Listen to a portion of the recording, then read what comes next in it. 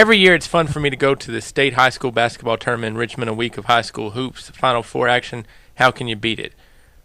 Here's how you can beat it: making connections with people like Gary Hess, who we'll have on soon on the Sports Buffet podcast, and my next guest, Robert Fish. Robert and I bonded a lot this past year, and it was great to get to know Robert.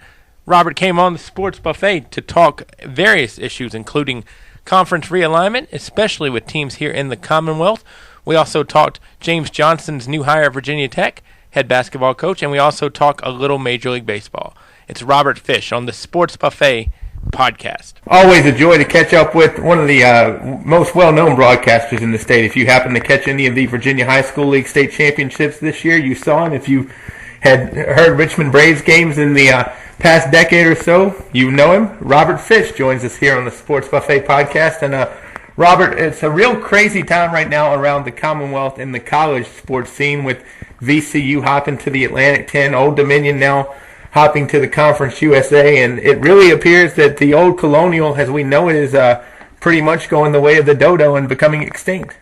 Well, Bob, first of all, I appreciate you having me on. It's great to be with you. And it's unfortunate. I was just commenting to some folks this morning, just talking about what about this move with ODU's latest revelations today. It's just unfortunate that the CAA, as we knew it and have known it, and certainly back in 2001 it went through some changes, that it's going to come to this. I'm sure it'll come out strong and fine, but with some other looks to it. But it's unfortunate that the schools have had to move on. But it is that time. I mean, we see so many schools now that are exploring other opportunities, and you kind of have to look out for yourself, unfortunately, and that does lead to, if you want to call it hurt feelings or whatever, because these schools and commissioners and offices have had great relationships throughout the years, but sometimes you just have to move on. But it is unfortunate, but like I said, you got to do what's best for yourself sometimes. Absolutely. Well, let's kind of break this down piece by piece. VCU going to the Atlantic 10. Obviously, VCU is not interested in college football with not having a football program, so strictly a basketball move. From my point of view down here in Lynchburg, is it really enhances the rivalry again with Richmond in terms of a conference feel, but it's kind of surprising that VCU, short term, they lose some money with the, I think losing their Final Four share or whatnot, but tell me the good and the bad you think of VCU going to the A-10. Well, I think the good part, we can start with that, certainly, is that, and you can make an argument that the CAA has been an outstanding league, and it has. You look at what the CAA teams have done when they've gotten into the NCAA tournament. I mean, they've caused some damage in a lot of years. Most recently, VCU and George Mason. They've had tremendous runs, and ODU's thrown a scare into a couple of people here or there. So I think that the good part of it from VCU's standpoint is that if you go, let's say, 25-5 or 26-5, or you have a record like they had this past season, if you do that when you're in the Atlantic 10, more than likely you're going to get an at-large bid. If they hadn't won the conference tournament this year, then perhaps they wouldn't have gotten an at-large bid being in the CAA, right or wrong, and that may have been, and you know how much they were knocked around for getting that at-large bid a couple of years ago when they went to the Final Four. So I think for the good news for them, as they see it as an opportunity for their basketball program, certainly, to have that opportunity to get more at-large bids. Now, on the other side of that coin, Richmond's been a member since 2001, and they've received 2 at-large bids in that time. So maybe not as many as they thought. They also won the tournament one year, so that got them in automatically. But so from the good part, that's how they see it. I think the bad part is, you don't see a lot of the state rivalries much anymore with that move, and it is immediate, so it is going to change, who they'll see coming into the Siegel Center and who they'll play. And Richmond went through that already. So the bad part does come about that, you don't get some of those games that you used to get that the fans have come to know and expect. But, over time, that'll probably change the perception a little bit. And let's face it, they get a chance to play Xavier. They'll get a chance to play Butler, because Butler comes in next year. And, they'll play a lot of pretty good, solid schools, maybe not necessarily rivalries yet, but they'll have some good competition coming in. Does it increase VCU's standing as a mid-major? Because, the A-10's not the ACC or Big Ten, but, I think we can probably say it is a little bit higher prestige than the CAA. Yeah, I think so. I think, and maybe they might even lose some of that mid-major logo or with that, label, if you will, with that move because, they do step up the conference. The A-10's probably, right around 5th or 6th, I guess now, if you think about basketball. And in some ways, VCU is a bigger school than a lot of the schools that are in the A-10. The A-10 profile, for the most part, is small schools, private schools. And VCU, of course, is public and a little bit larger. Now, there's probably a couple other in there that are in the A-10 that are in that mix, but, I think maybe it takes that label off of them a little bit, and maybe that's another thing that they're looking at as well. But it'll certainly, they've already increased their basketball profile with the years that they've had over the last couple of years, going back to starting with Jeff Capel and then moving through Anthony Grant, and now, of course, with what Shaka Smart has done. And if they can continue that success, and I think, Bob, that's a big if they can continue that, and continue to play as they have in the CAA, then they really take a step forward. If they're 9-7 or 10-6 in A-10 play, they could be knocking on the door of that bubble trying to get that at-large bid. But they, in my eyes, from what I've seen a lot of A-10 basketball, watching a lot of Richmond games. VCU is built like an A-10 team. They're lean, they're long and athletic in the front court. They've got a decent back court. So from that standpoint, they'll match up well with a lot of these other A-10 teams, and they'll have to see now if the quality of recruit that they have will match up on the court. I think it will. I think you'll see them adapt pretty easily. They'll just have to continue to do that going forward with the type of kid they're recruiting. As Friend and I were talking, do you think in any way that the move that VCU makes too is, hey, we might be able to keep Shaka Smart a little bit longer if we're in a little bit bigger conference, or when Shaka's going to fly the coop, it doesn't matter what conference VCU is in, or if he even does fly the coop, and he could become, the East Coast version of Mark Few in a way. Yeah, and I think, obviously that was Tom Yeager's argument, or a couple of people who are CAA types to say, hey, well, stay in the CAA and be the Gonzaga of the East because you are in a smaller conference at that point. But now you step forward into a little bit larger conference. But I think you probably wouldn't find anybody to admit it, but there was a school of thought that VCU considered this move because Shaka Smart was a little concerned about, as I said a moment ago, going 25-6 or 25-5, that kind of record, or even whatever you may go in the CAA, and not get an at-large bid when maybe that opportunity is more prevalent if you repeat that record in the A-10.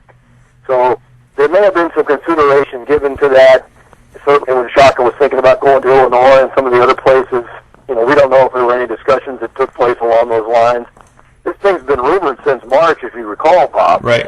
And oh no, flat leaf bag, we're not going. But there was a lot of turbulence in the water that was taking place, with this move that had been, when I did the A-10 women's tournament for Richmond up in Philadelphia, we were hearing that rumblings of this at that time back in March, and it concerned Butler more than anything else, and Butler seemed to be a go. The VCU's name was in there, George Mason's name was in there, even Drexel's name had popped up a little bit as well. So this has been going on for a while, but I think it does enhance the ability to keep Shaka Smart if you perform it that well in the non-conference schedule and get your record, at a good record where it can be eligible for that large bid. ODU to the Conference USA now. Let's talk a little bit about that. My thing is, if that to me is almost a little bit more of a football move, and ODU is only in there, I believe, second or third year of existence with football, but hey, they've got a fertile recruiting ground down in 757. Tell me about your opinions on ODU's move. Well, I think you're right, Bob. I think it is a football-driven move. I think if you look at ODU, in the Conference USA basketball, in 4 of the last 7 years, I think it is, since Marquette and Louisville and a couple of the other schools bolted, the CAA has a better RPI ranking than Conference USA does in basketball. So for ODU, who had been obviously a basketball school for years, they're probably better off in the CAA than Conference USA. Now for football, it was a football-driven move because they want to go to the Division I full speed ahead FBS classification. It does give them the opportunity to do that. They've certainly got to step up their athletic budget in that regard, so that will take a little bit of a hit there. But I think they feel like they've secured enough donations and contributions to be able to make that move. And, you know, they're on the rise, and they still think they can compete for the Football Championship Series title. Even if they don't win the CAA, they may be strong enough to get an at-large bid to still be in the playoffs while they wait to get into Conference USA, which will happen next year. VCU's move is going to be immediate because they wanted to be able to compete for conference championships. Old Dominion's going to wait that extra year. And I guess you could look at it this way, even though it's a football-driven move, that ODU basketball could be one of the better teams in Conference USA, you know, once they enter and start playing, because quite frankly, you know, they've got a pretty good team. So they have some rebuilding to do with the loss of a few players, but they may step in and be a strong basketball contributor as well.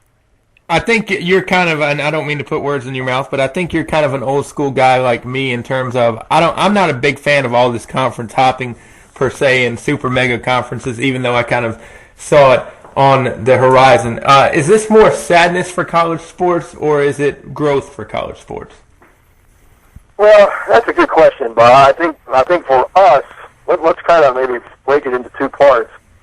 For us here in Virginia, I think it's probably a little bit of sadness because we do see the CAA, which has been, you know, kind of a homegrown thing. I mean, we've had all these state schools that have been involved, and we haven't touched on JMU and what this does to them, and are they looking at the MAC for a football-driven move for them as well? So I think in a little bit of ways, it's sadness because that strong league breaks apart, and we don't know what's going to come out of it, but it looks as though, you know, it'll be a totally different league. And for us here in Richmond, you know, we've had the CAA tournament here for a number of years. Right. And, of course, a lot of folks have argued that that's a home court advantage for VCU. And when they play well, they certainly pack the building. So it is helpful for them. But now, you know, that's here through 2014, and then we'll see what happens. But it is growth in college sports. I'm like you. I'm not a huge fan of it. I think that at some point we've got to get down to maybe just changing the names of the conferences, because what we knew is the Big East and what we knew is, you know, now the CAA, and what we know is whatever other league that people are going to.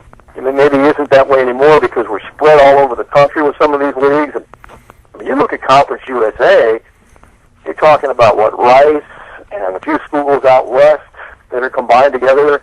And now you've got Old Dominion and Charlotte's going and East Carolina. So, I don't know, maybe they need to think about some name changes at some point, because these schools don't meet their geographical names anymore. But, you know, it's a little bit of both. I think it's sadness because we see the breakdown of what we've known for so long and what was a conference that a lot of us have grown with. Right. And then, you know, it's growth in conference and college basketball just because that's just the way things are now. Well, and my thing, too, and we're going to touch on a couple other subjects here in a minute, you know, my thing, too, and I love women's basketball, I love college baseball, I love the smaller sports.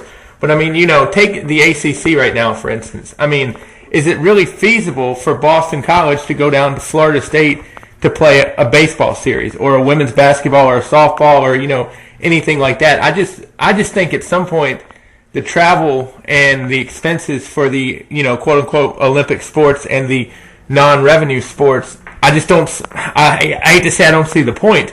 But, I mean, you're putting a lot of travel and a lot of everything on these kids when, you know, if you could play like college tennis or college golf more regionalized and not worry about your conferences as much.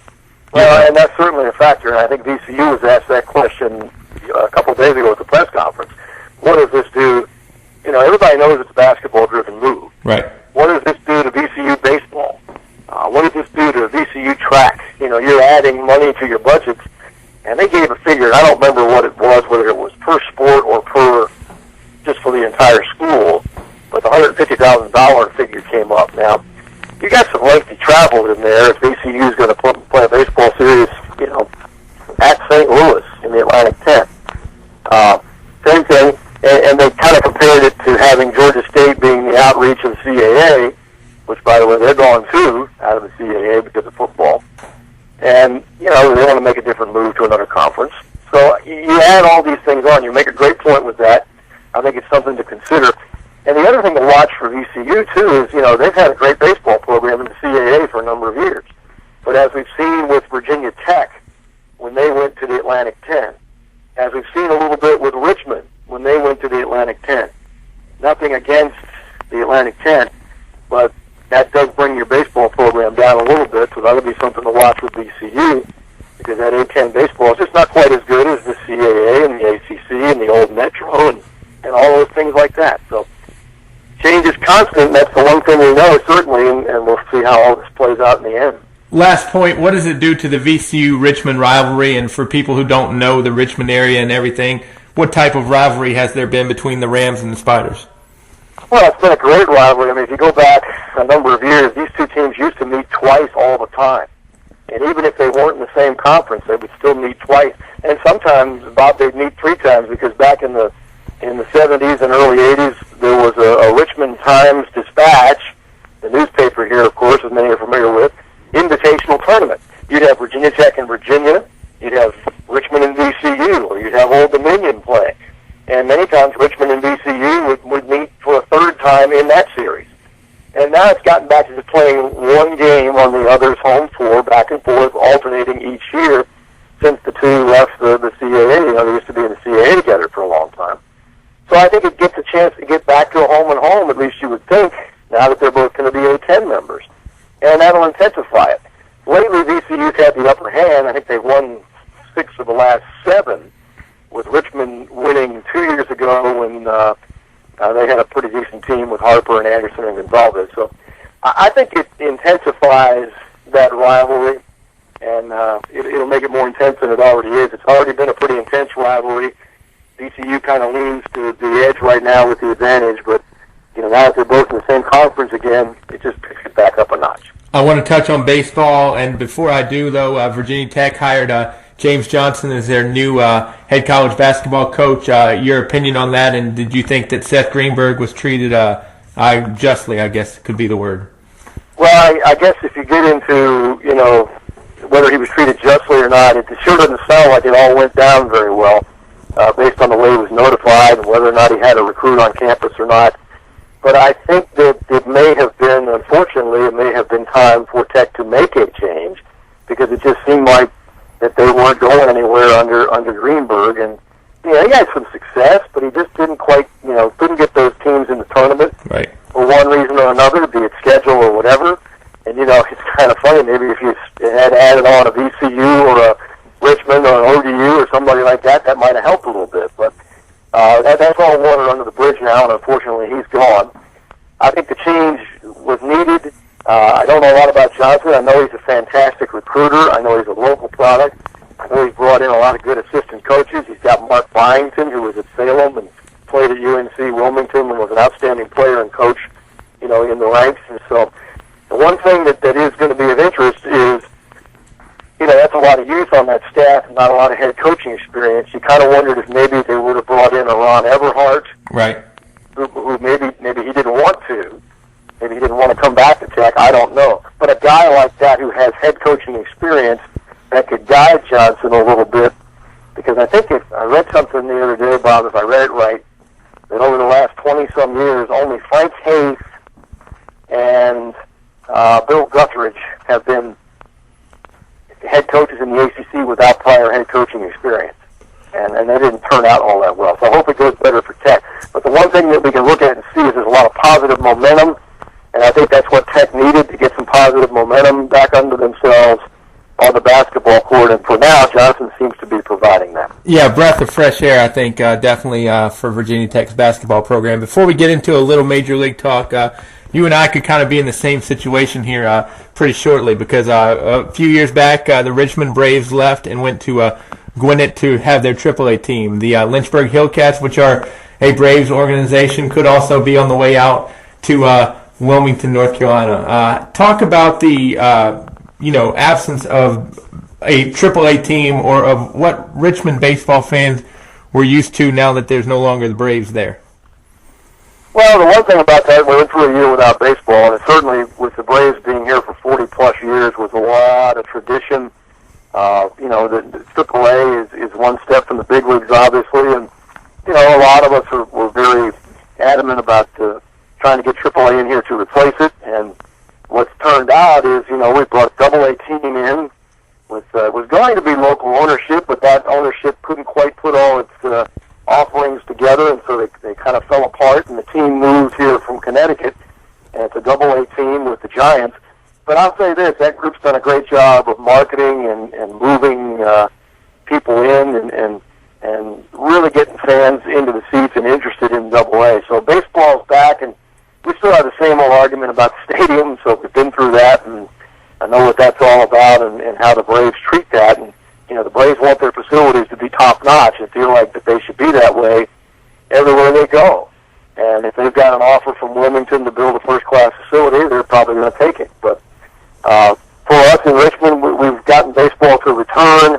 It's at the Double-A level, which, you know, isn't all that bad and really has been successfully marketed. I think it takes on more of a minor league type atmosphere now than it did when the Braves had their Triple-A team in here. And the difference, too, Bob, is that, you know, the Braves owned that team, so it's run differently than an independently owned, right, individually owned type team, which puts more money into a lot of different things. And so that's one difference. But they've done a great job, and I think baseball seems to be thriving back certainly, you know, to the ages of when we used to have some good attendance and guys are still coming out and people are going to games. And so they've embraced the return, so that's a good thing.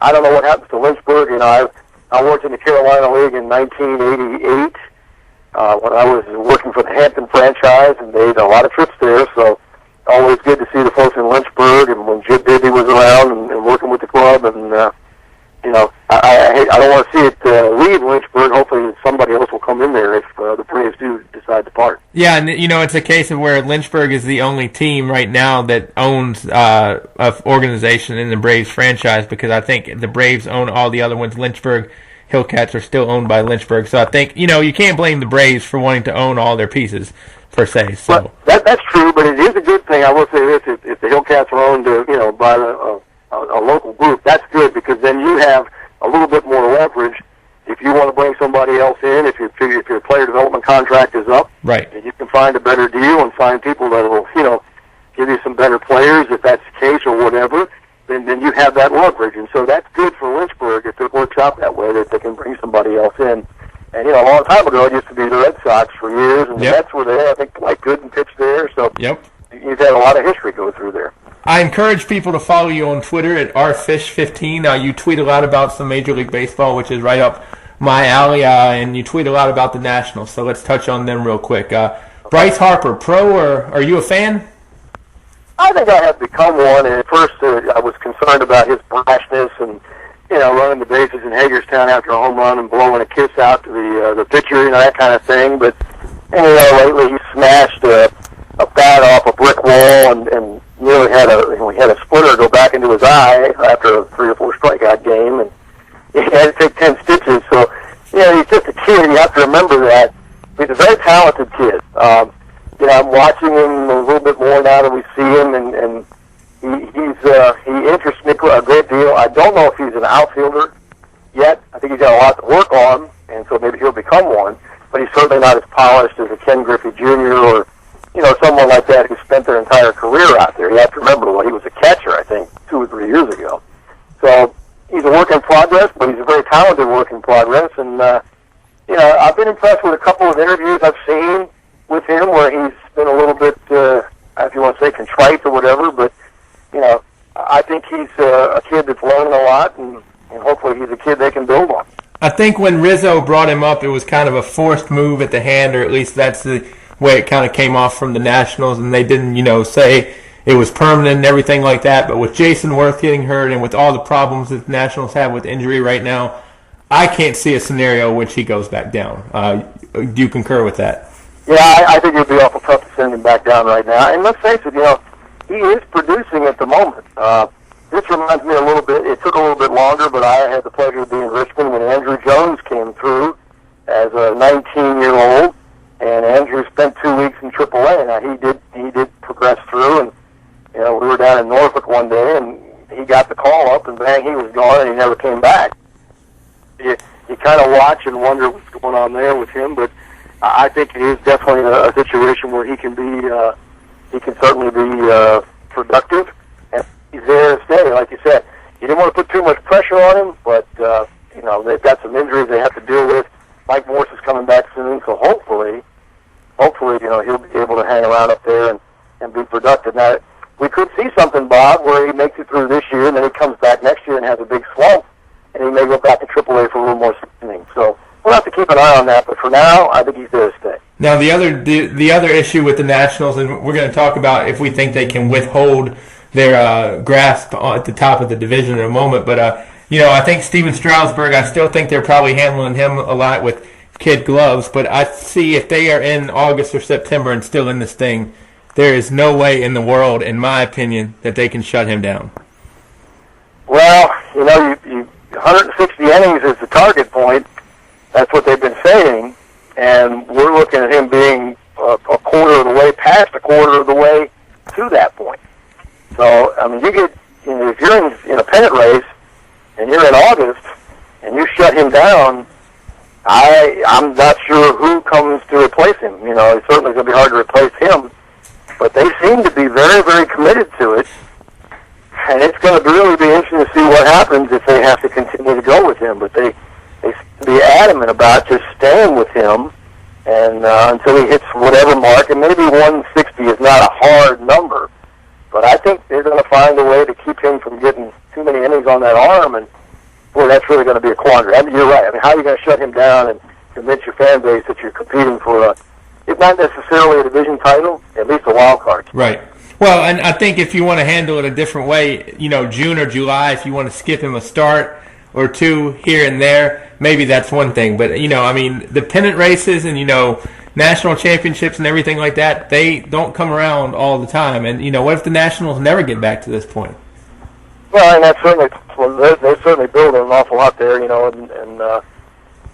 they've got Zimmerman. They want to keep him around. They're bringing up some good young talent still to go.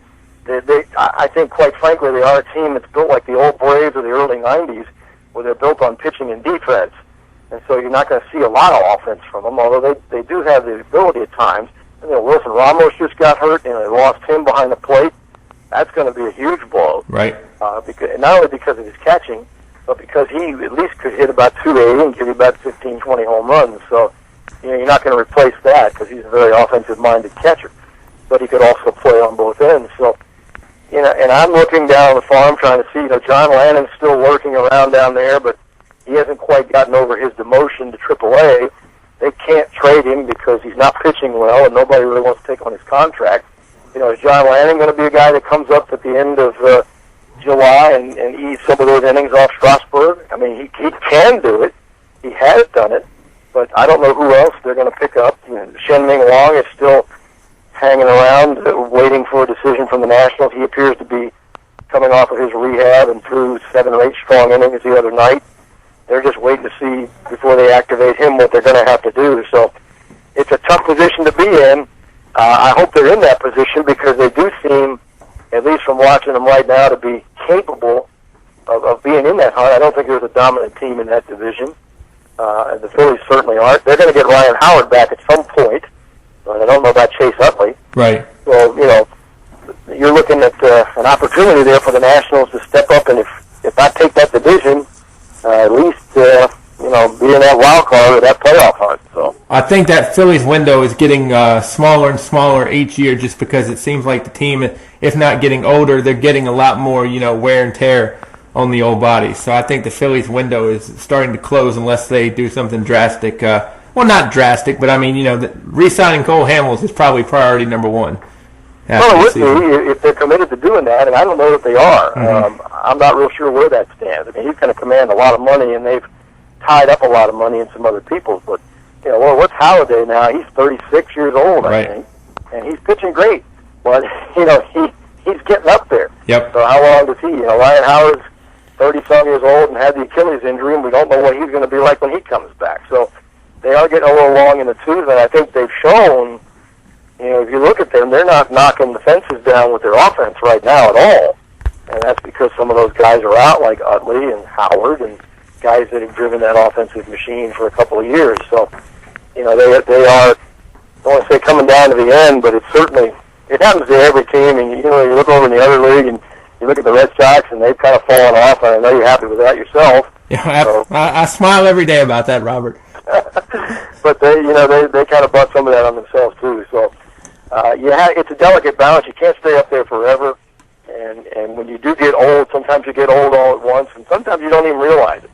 But there's a lot of baseball left to be played. I mean, we haven't even hit Memorial Day yet, and that'll give us a better indication of where we are once we get past that. But there's still a lot of games left, and anything could happen. Albert Pujols is struggling, and once he goes through and gets to look at everybody once or twice out there in the American League West, I think we'll see a different Pujols once he kind of turns it around a little bit. He won't get back to where he was career-wise, at least this year, but I don't think he's done by any stretch of the imagination either. Yeah, final topic, Robert. No, always appreciate your time. Look forward to doing this much, much more in the future. I'm going to kind of close this with a two-part question. I was looking at one of your tweets the other day where you said you've been no fan of the umpiring work lately, but what Brett Laurie did was pretty much uncalled for, and I was surprised. I think he only got four-game suspension. That kind of surprised me. Your thoughts on that? And then can Josh Hamilton make a serious, legit run at the Triple Crown, in your opinion?